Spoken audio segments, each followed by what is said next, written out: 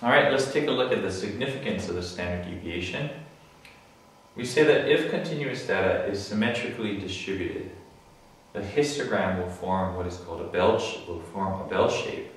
And this bell curve shape is called the normal curve.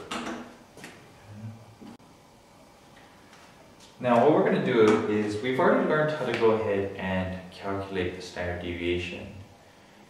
And if we go ahead and take a look at this curve, we want to find out how we can use the standard deviation to go ahead and give us some information about the information itself.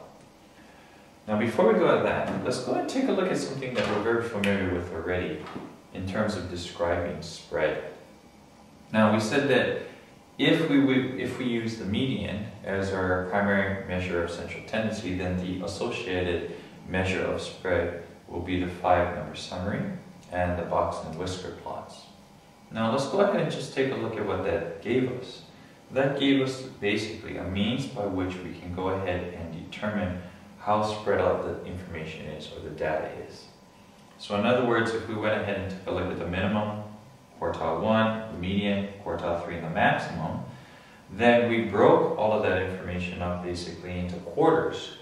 So we know that 25% of the information is here, 25 here, 25 here, and 25 here. And we also said that the interquartile range is actually going to give us the middle 50% of the information.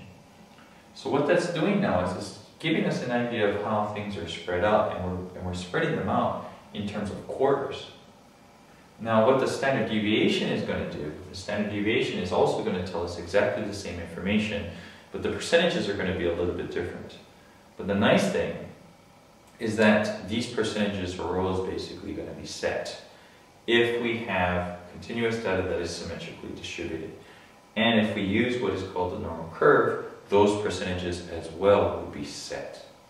So let's go ahead and take a look at what we have here. Here's our bell curve.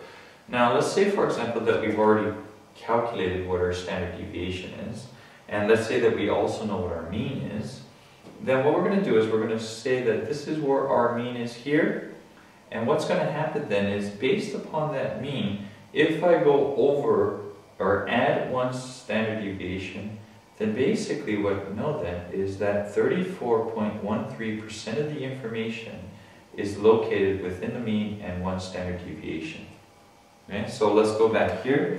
Now I went between quartile 1, or the median, and quartile 3. I knew that 25% of the information was located there. This is giving me exactly the same information, except for the percentage is different.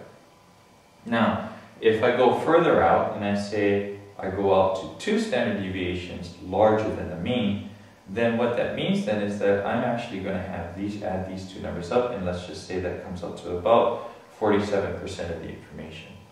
Okay? If I go out even further to the 3rd standard deviation, I'm going to come out to even more by adding another 2.15%.